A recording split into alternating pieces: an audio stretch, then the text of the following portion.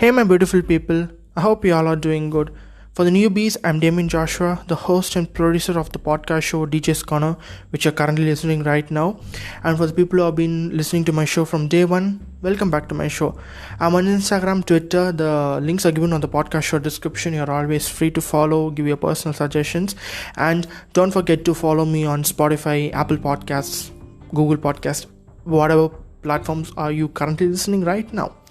So, we have been seeing my story COVID-19, like 4 episodes have been over. So for the people who are currently listening to this episode, if you are new to my show, please do listen to the previous episode so that you can get a clear idea of the story, and because we are in the like a sort of a climax part of the story. So this is episode number 5, my story COVID-19.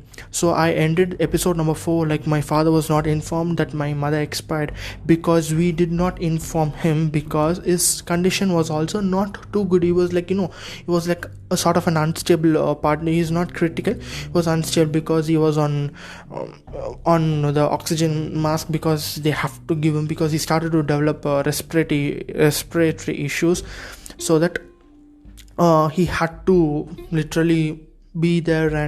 But before, like when my mother was on ventilator, like the doctors just took him to my mother's ward and showed him that the pulse is dropping, and they did not literally tell that we can't do anything, like just they didn't open up their hands, but they were like giving him hope, because they don't want to lose him, because he also was in a critical situation, like a sort of a critical unstable situation, because he can't take it, because seeing his own wife, the person who he loved for more than 23 years, dying in front of him, like nobody can't even accept it.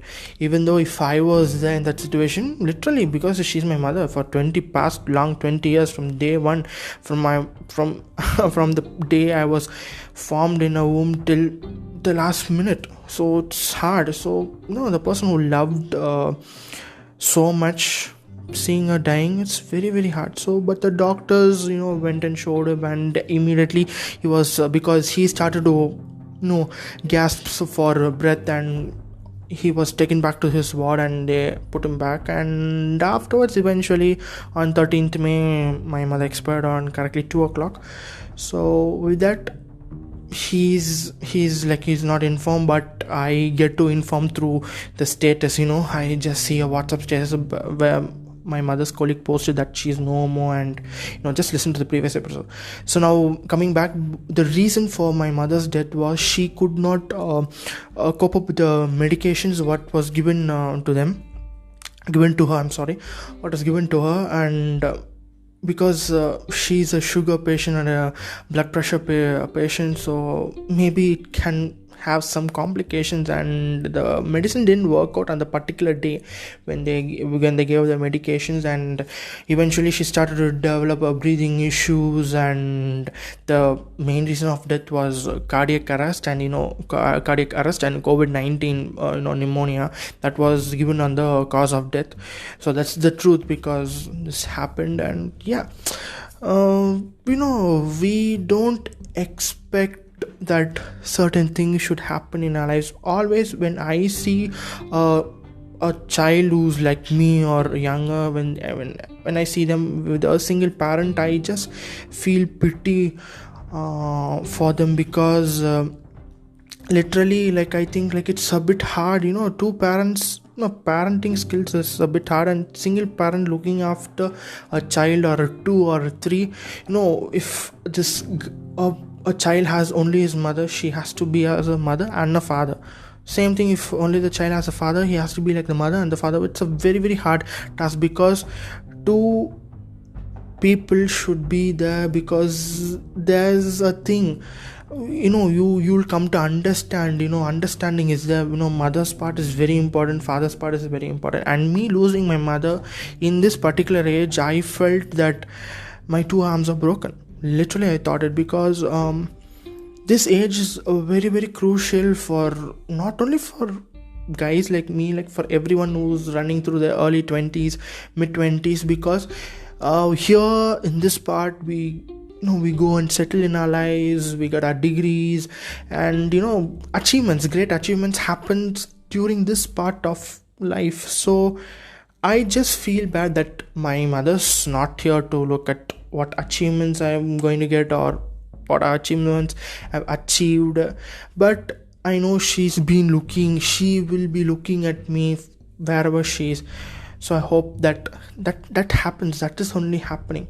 So okay, coming back to the story, at on 14th May, I think it was, I had to get up 5 o'clock, 5 o'clock, because as Christians we have our own procedures to do things, and the rule was that you should not bury the body. We have to cremate it and put it inside the grave. We have, since we are Christians, we have a cemetery, so we have to put the ashes in a pot and put it in the grave. So that was the rule because of COVID-19. Because COVID-19, like it'll spread after the infected person dies, our germs inside it, the virus inside the body becomes more active and start to spread.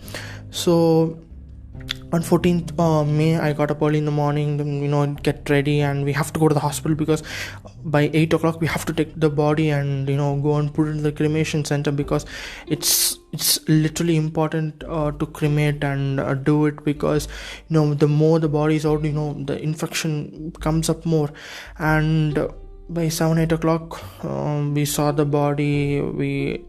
I don't want to explain about it, because the scene which I saw on the TV, like, it happened in front of me.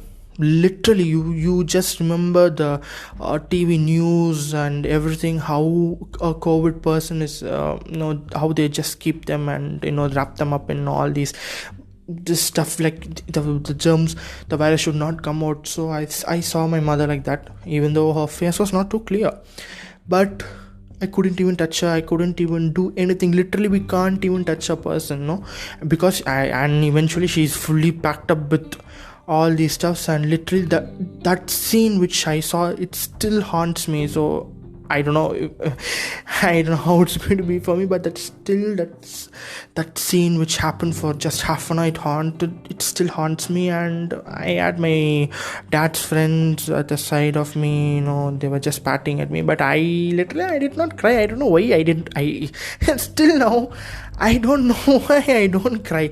Like, they were crying and they were like, just looking, and I don't know, like I thought like, okay, like, just move on and do the other part, because looking at her, like, it makes me more unstable and I don't know what to say.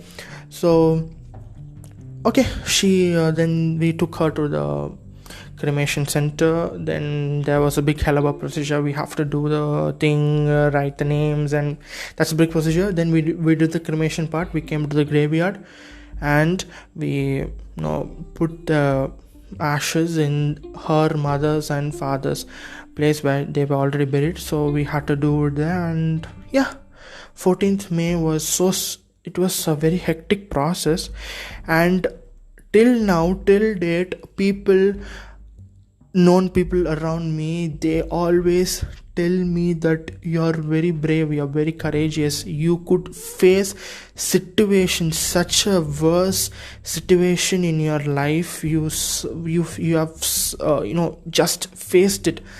And I tell, yes, I have to face it, because that's life.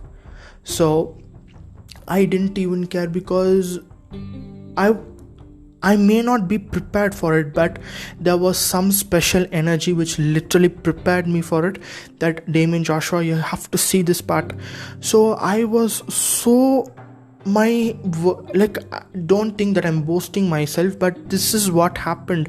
People around me told that you handle the situation so mature, like an 40-year-old guy or 50-year-old guy, because people around me, they think, I'm always a very playful child. I do all this stupid nonsense work. I make a fun out of it, and I do all those things. But when the situation came, I was so mature enough that I could handle situations, and this literally it did not impress. It created a huge impact among my friends and relatives, and they were literally shocked. They were just thinking about me more than my father. They were just thinking about me, how this guy, how Damian Joshua is going to do all these stuffs, how he's going to look after. But I told to myself, Damian, you have to see to it, you have to go through it. And this was an energy inside me, like, which made me to just pull on, go. That's all. None other thing.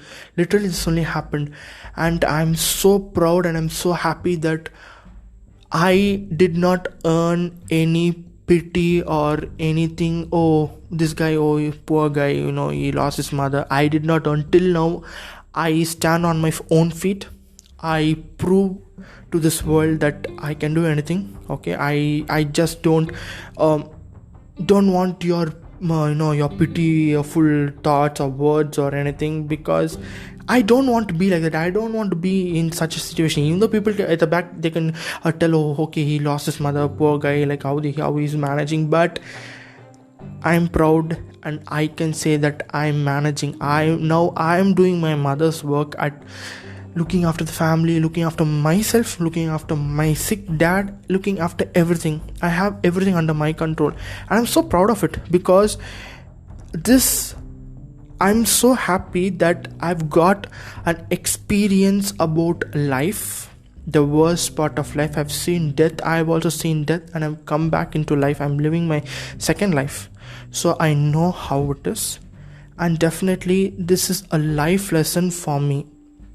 I tell everyone, I just know how to handle situations, and I'm so happy that this is not an opportunity. This is nothing. This is like the fact which happened. So I'm so happy that I could face any situation. There are many people around me, like they try to be mature and they do things. Being mature in physical and mental, and being silent in aspects, that's not maturity. You have to show where you have to show your maturity, where you have to show your proper thinking. This is what I learned. I just look at those guys who are very it's just silent, and not guys, common.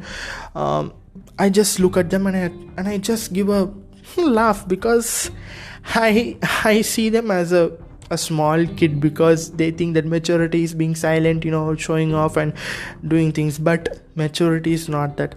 You have to show where you have to show your maturity, and where not you should show your maturity. Because everyone thought that literally, because I'm a very silent kid, I don't talk too much, or I don't do things, I don't face things very bravely. That's what everybody had the own perspective over me. But I literally changed it, and everybody till now, again I'm saying, I'm not boasting, but this is the fact.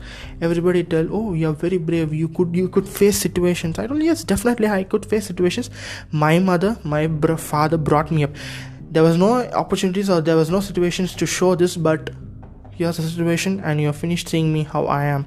So I'm so happy that everything was done well. And 14th, this day went on very well, and people were still condoling. And then 15th, 16th, so here now again we have to cover up the story. So by this time, on 13th May, we had to take my father's phone and have it under the control of the hospital, because we did not want to know that she expired, because people around them will just call and find out things. So this was happening, and we were just on the regular contact with my father on the phone, which whenever we'll tell the nurse in the hospital that just give the phone, we have to talk with them, and and after this you have to take it back.